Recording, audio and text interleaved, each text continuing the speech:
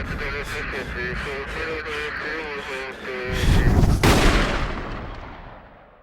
right, so we're out here at the Worst Case Scenario Survival School. We're out here with Randy Wurst, Randy Rawhide Wurst, and Randy's the real deal. He's one of 4 guys that actually built the classified survival manual for SOCOM. All right, so we've laid out all the stuff that Randy had in his the back of his box here. Randy, I thought I had a lot of stuff in my Jeep and my Suburban. This is a lot of stuff. I don't even know where to start. All right, well basically it's not only survival gear but emergency gear to extract people, take care of emergencies, because I said 90% of your situations will be based on your vehicle. What we're gonna do, I'm not gonna tear stuff apart. We'll point to stuff, or Carl will point to stuff over there, and I'll explain very fast some of the stuff is here. Let's start with some of the most important. That Crescent, that's fencing pliers. The versatility of this tool is one of your most valuable tools that you can have in your vehicle. You've got a pick in, you got a hammer in, you got wire cutters here, you got a clamp where you can grab stuff, and you have stuff where you can grab, like pulling out tacks and nails and stuff. It's very, extremely versatile. Always have something like that in your toolbox, okay? The Crescent Wrench. I went around to my vehicle, this is important, and I found out what were my largest nuts that I had, and I got a Crescent Wrench that was big enough to fit anything. You have to go and do that, so if there's an issue and something else breaks, we're gonna get in the socket set, at least you have a Crescent Wrench that can work. Now the importance of this tool set here that you'll see is the fact that you don't need different lengths of sockets, because the sockets go all the way through. So if there was a long post that he was going to have to go through, it'll go all the way through there and down to it. Extremely important, if you can have a socket set, that you have something like this in your vehicle, okay? I can't express that enough, because you want to keep your vehicle going. Do not destroy your vehicle if at all possible, all right? So let's start up on Carl's side. That's just the ball hitch. I don't want to be breaking my leg with it sticking out, so it goes inside there. Back in the corner, that is a little grill that I use back there. I keep that, yes, that's there so I can cook off of it. You see 550 cord, fire extinguisher. I've had my axles catch on fire, always fire extinguishers. Funnels, these are cigarette lighter fluid, 91% alcohol, silicone spray, stuff like that's in there, all right? That netting right there, Carl, that's that you cover, that you go over, so if you're carrying stuff, it doesn't fly out, but you can make a shelter out of that. All right, that next bag real quick there, that's the MSR gravity flow water purifier, not a filter, but that's a purifier, and it will also do gasoline, one of the rare ones that will. They're in all my vehicles, okay? Okay. Underneath that is zip ties. I don't have time for it, but zip ties are extremely important. I can do a ton of stuff with zip ties. Towing clamps, but also if your vehicle was off in a precarious position, I could clamp it off and tie it off the tree where it wouldn't move. The same thing with my cocking hoist, okay? These are longer zip ties that you see here. Real quick, these are, you drop something, you need to get into something. One's a magnet, one is a cloth thing. You don't know, remember this is to handle emergency situations, so you don't know what you're going to get into, so you just cover your bases. Right here is the coveralls. When we talked about large stuff, this is big enough for Carl and me and someone else to get in, but it's also in the wintertime I get the lined one and put it in there so that I can keep somebody warm, keep them from having hypothermia. This is those micro towels that you can wipe off and they dry in seconds. These are cables to fasten and tie stuff down if I needed to lock something down. I can. These are old school, but this is the canvas water carriers, and you put it on the front of your vehicle, and it seals up. This is canvas tarps. Same thing we used on the horses when back home when we were outfitting and guiding. Excellent. because I always wear Gore-Tex boots, if I needed to go in the water, climb trees or rocks, I have my 5-finger shoes, okay? This is a 100-foot. Now this is just for emergency rope. This is a 100-foot emergency rope that I can get down to a situation to help somebody.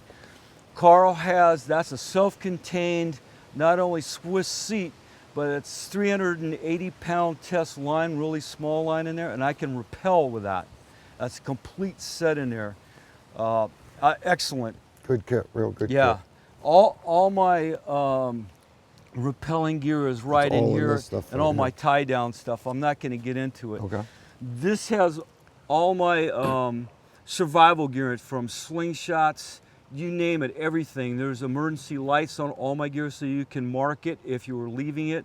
There's flashlights on the outside. I'm not going to get into this, but this thing is jam-packed full. There's duplications on stuff so that I could share stuff with Carl or Mike behind you, and then we could duplicate different jobs. We could task organize. It isn't just what you can use, it's what you can help other people use. That's what's in here. There's blankets, there's different types of clothing, but what's unique about this, I'm not going to get into these, is that these are those waterproof dry bags. Okay. Put all my stuff into dry bags. Extremely important, your cables. The thing you need to know about it, I think it goes, the smaller the number, the larger, like number 4 cable. Yeah, go large. Gives you all the juice your battery can give you. This seems old school, but when everything goes the nuts on you, you need a hand pump, okay? So that you can pump your tires up. It will always be there for you. What's in this stuff here is I see a fuel filter. fuel stuff for making fires and stuff, and a sealant for my tires, real quick for my tires. Now, this is interesting. This is a Hula Popper that floats on top of the water, a fishing lure, but it goes with this small pole. Not only can I fish with a small pole, but let's say Carl, because he's a good shot, he drops a bird in the water.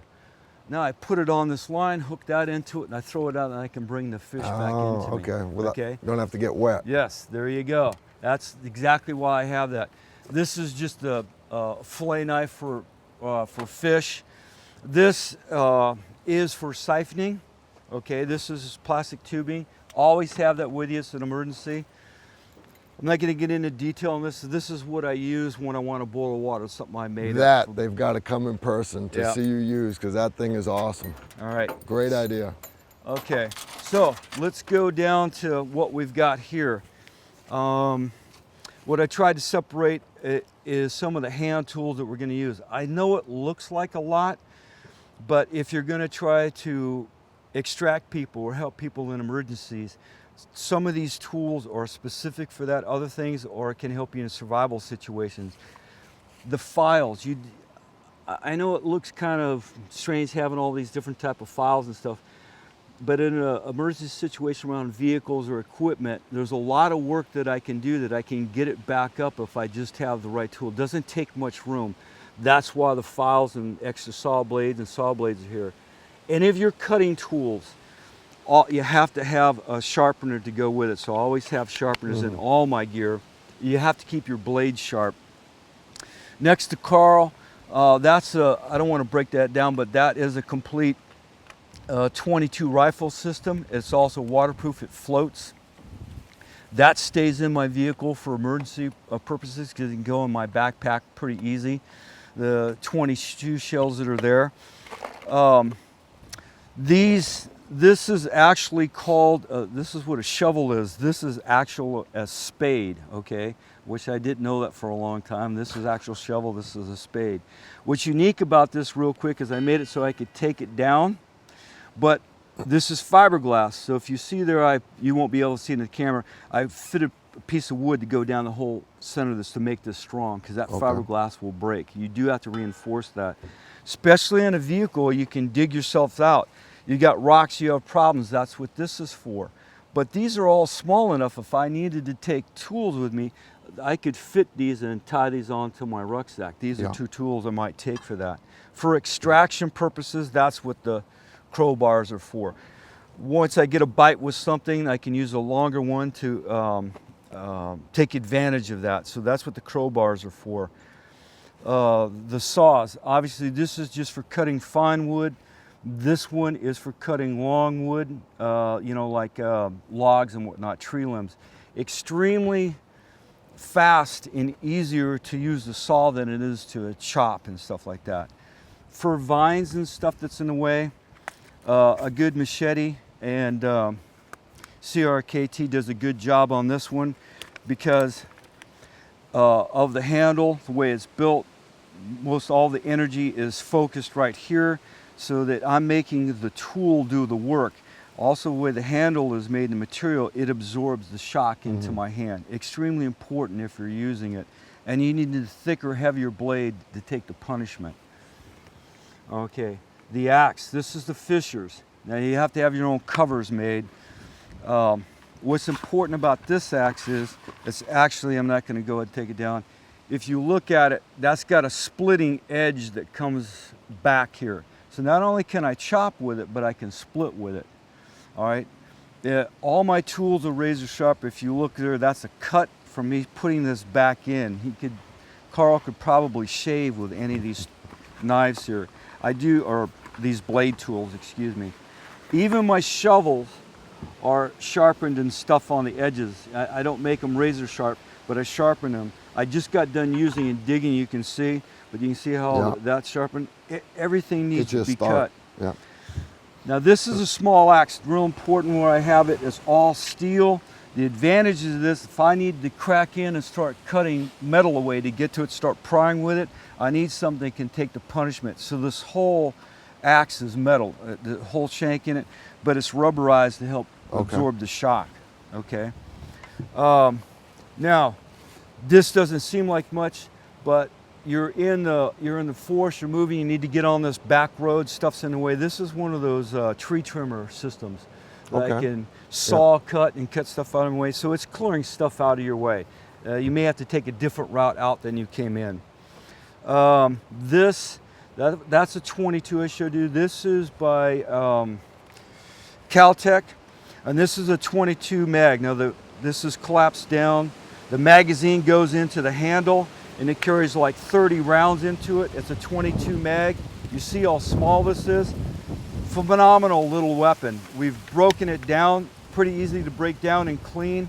I love the 22 Magnum even better than I do the regular 22. It has a lot more versatility. This is a new system.